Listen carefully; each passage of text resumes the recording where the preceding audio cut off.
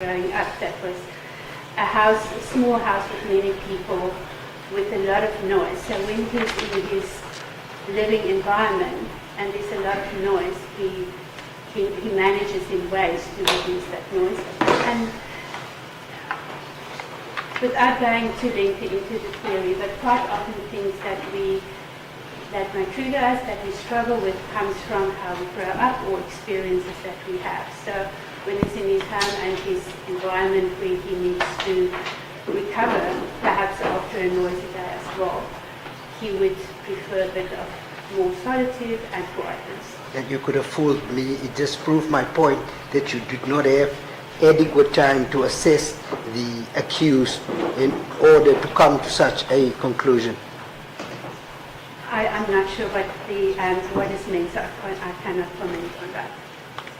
Thank you very much. I've got no further questions for this witness. Thank you.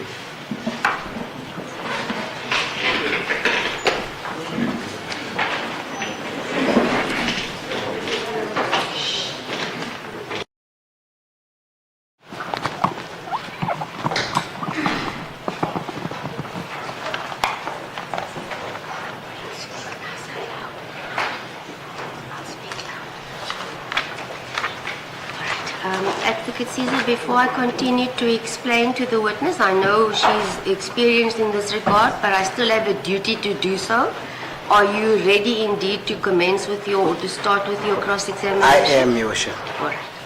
The witness, just as a courtesy, I always explain to any witness that cross-examination will now follow, meaning the state will ask numerous questions from you. If you're able to just answer as best as you are able to do. And also just please remember we are all writing down what is being asked and what is being answered, because it was easy to follow the typed report, but to write down what will follow is not as easy. And that's basically the extent of cross-examination. Thank you. If you're ready, you may proceed, Advocate Caesar.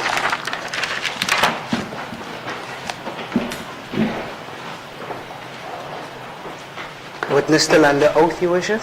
Yes, I've done. Thank you so much.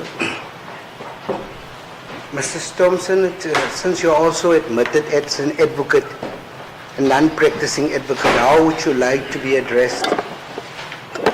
Mrs. Thompson is fine. Thank you. I'm going to your report. I'm going to start from the last portion to the front because that's the part I remember most, the last evidence that you gave.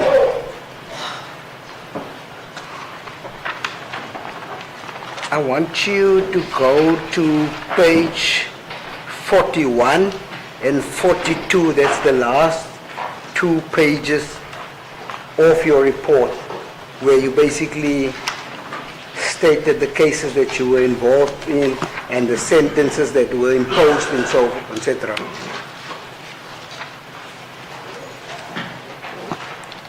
Firstly, I'm going to speak about the 1, 2, 3, 4, 5. The first cases on page 41.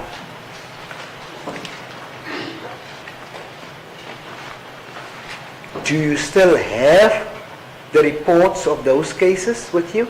I don't have it with me.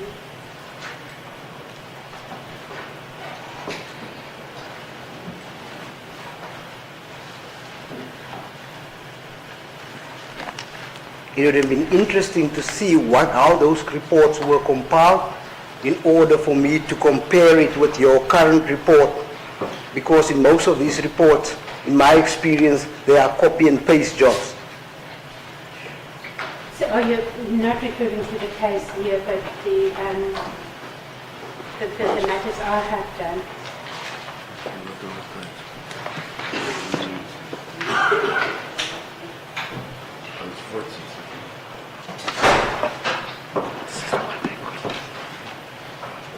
Those are reported cases.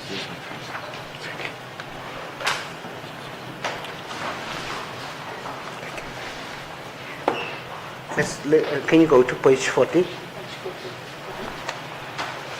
You're referring to Quirk case. Can you still remember the facts of that particular case that you dealt with? It was a person charged with murder. He hit someone while sleeping with a stick handle of a knife. And within the circumstances, the person that was murdered was a family-related matter. It was a family member who has been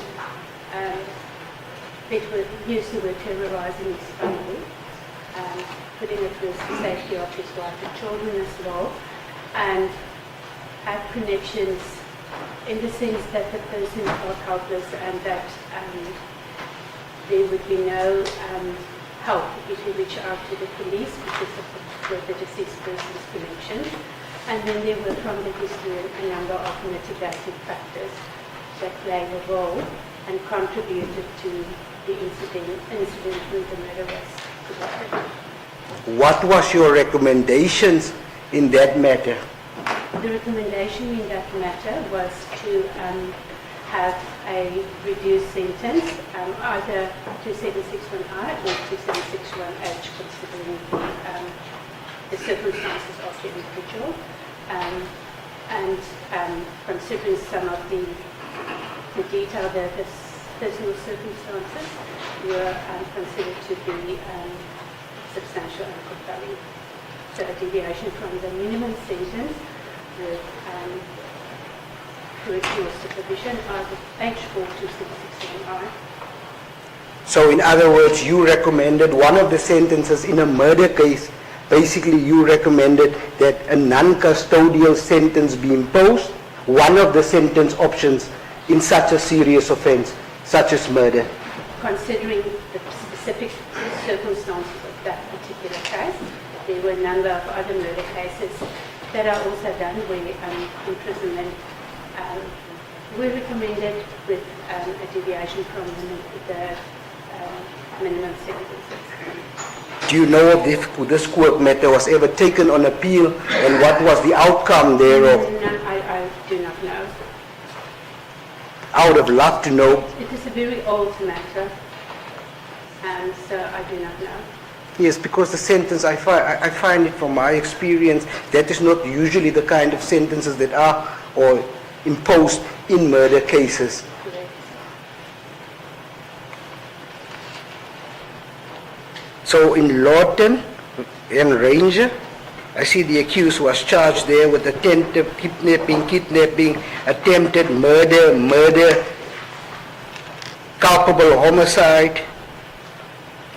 I think you are referring here, you said he was found guilty, accused 2 and 3, was found guilty, I think, of kidnapping, culpable homicide.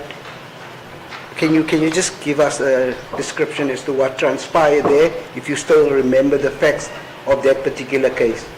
Well, there were a lot of detail about the case. It was probably considered to be South Africa's first cold case, a murder case. And the charges were as follows. The person disappeared and her body was later found, or the remains after a letter was found in a house that's been renovated confessing to the murder, and then the investigation started after that. So obviously considering this and all the circumstances, again, the case, the details of the matter and circumstances of the accused, the main accused, my conclusion at the time was that imprisonment would be the only option to consider a long term of imprisonment, considering the roles of the other two and what they were guilty of and what transparent. Still justified imprisonment at the time, but to a lesser period of imprisonment, considering also that the kids at the time, I can't remember the time that they have been in custody pending trial for a very long time. Listening to the facts, as you explained it, that's not the Ratsuki matter where the lady was found after. Is that not the case you're referring to?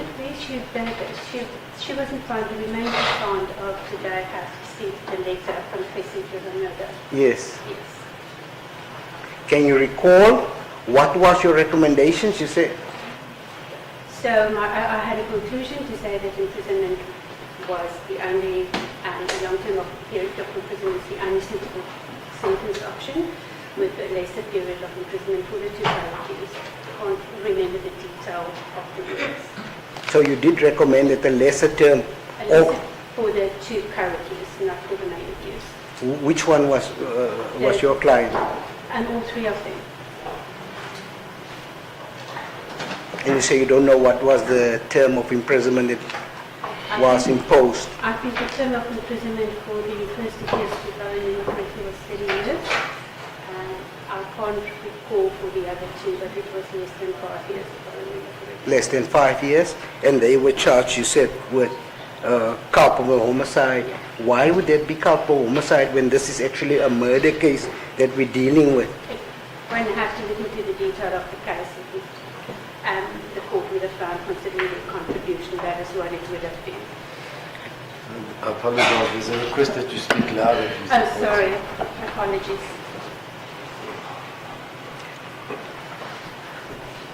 Then I want to deal with the third case in you're referring to a coup where the person was charged with negligent use of a firearm causing injury to somebody, discharge of a firearm in a built-up area or any public place, assault with the intent to do grievous bodily harm, pointing of a firearm. I see there's a written conflict situation. It was probably your brief description of the situation or the facts of the case. Can you still recall that?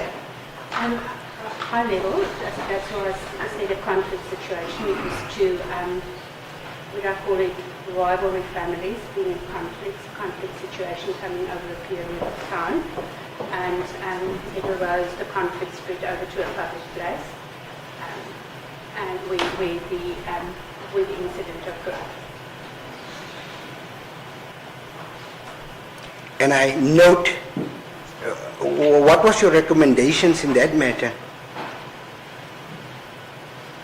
I know it was one non-custodial, whether it was specifically a fine, I can't remember. But again, considering not only the facts of the case, but also the personal circumstances and the mitigating circumstances of the accused. And after part of that, I can't remember all the detail, was also a lot of harassment from the other family to his family, a lot of harm and psychological hurt afterwards because of, I think, continued conflict. The case, when it was charged, didn't necessarily stop the conflict.